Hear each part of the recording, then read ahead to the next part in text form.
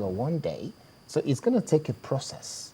What is it you're requiring for? Is it a case of get the process started or what? Well, just as the If you president see a actually put movement it. in terms of Principally, process, yes. would you be Yeah, able to? yes. Okay. You know, the whole thing started over 10 years ago.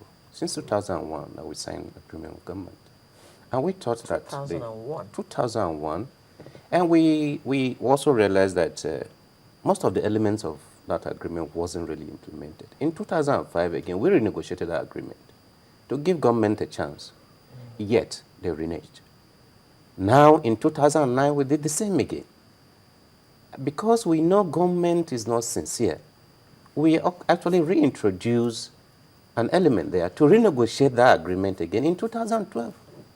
Why? Because we're not confident that government is going to implement. And so we believe that if the federal government is serious, they are to drive the process. It should have been an executive bill. Just like you said, there was a sister union when the issue of 70 years retirement age. Within 2 weeks, government fast-tracked it, and it went through the two chambers of the National Assembly. So why the Polytechnic? Why? Isn't it presumptuous to expect that the federal government of Nigeria that is unable to drive the PIB, that is unable to force the hands of the National Assembly to pass the budget as quickly as it wants because it affects all Nigerians, you're now expecting this same government to drive the National Assembly to force their hands into passing a law, legislation on polytechnics so that you can go back to work. No, I don't agree with you. I think it's about just interest. There is a focus on a particular set of education as against the other. And that's where we are, really. If they're interested in technical education, all these things will have been over. But it is Okay. not the executive arm alone. Yeah, It is but, the entire... But they are to drive the process.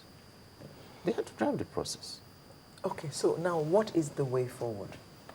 Yeah, actually, the way forward has been there. We've always been willing, really. And I want to actually announce to Nigerians that instead of actually trying to bring, because when we held our last meeting, actually we had taken a lot of things into consideration.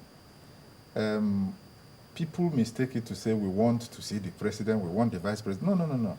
There are levels of governance, delegation of authority. And we believe that these problems could be solved at levels much lower, than the presidency, as a matter of fact. The president doesn't have to wade into every problem, with unions. But be that as it may, we had almost come to the point of reaching an agreement to bring this issue to a resolution. But what does the minister do? He throws in spanner in the works now, and he's traveled to Netherlands.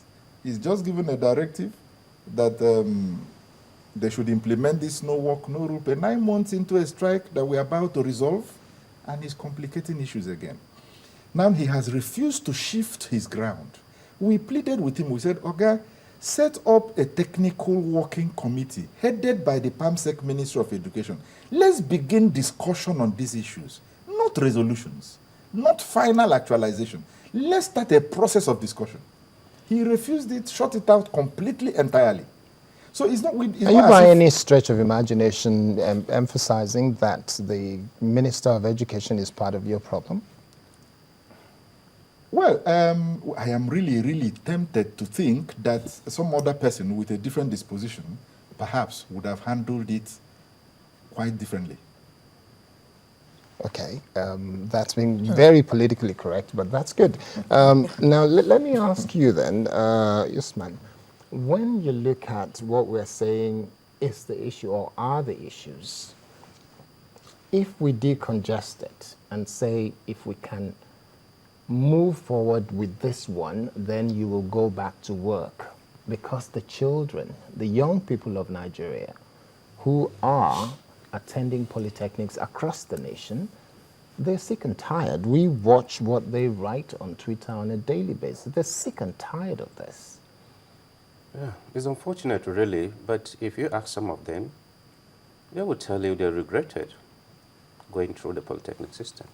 Most of the graduates today. Looking at what is happening, if I have a child today, even though I'm a lecturer in the polytechnic, I wouldn't want the same person to go through polytechnic system. But I have no regrets. I Because- went through a polytechnic system. Because if you look at the discrimination in the labor market, both government, both public and private, is something else. But I think two things simply: let them complete the 4 items, they agree, ab initio, and then two, set up a technical committee to work out the way out, and then we can start working on those, issues. Simple. Okay. Not encouraging at all what you have just said. Definitely not. So, No, what is not encouraging actually? There are 4 issues, they Yes. chose. Now, let's look at those issues. Now, the white paper that we're talking, government set up a visitation panel, to federal polytechnics. And this took place about 18 months ago. Now, what is the purpose of a visitation? It's to help government administer these institutions properly and better. Now, you've had this visitation. The white paper has been ready for the past 9 months.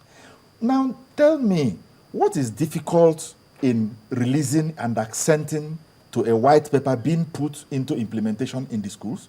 And they have just appointed councils. What are councils going to work on? Is it not white paper?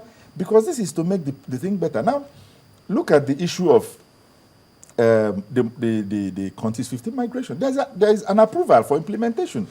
But the thing is, implement is a problem again. It's just paperwork. and the paperwork is not getting It's done. not getting done. Okay, well, we will have to wrap up now. On that note, I want to say thank you very much to our panelists on this conversation, and I'll start with the National President Academic Staff Union of Polytechnics, Mr. Chibuzo Azomuga. Thank you very much for coming, and also Usman Ndauma, the Secretary General of ASUP. Thanks very much. We are hoping that there will be a shift that means that there is a movement towards resolving this issue because, like I said earlier, young people in Nigeria are tired. They're sick and tired of this. They want to get back to school so that they can get their lives on the road to completing education so that they can get into the workplace. We'll take a short break. When we come back, we'll take a look at another very interesting conversation, Face of Change in Delta.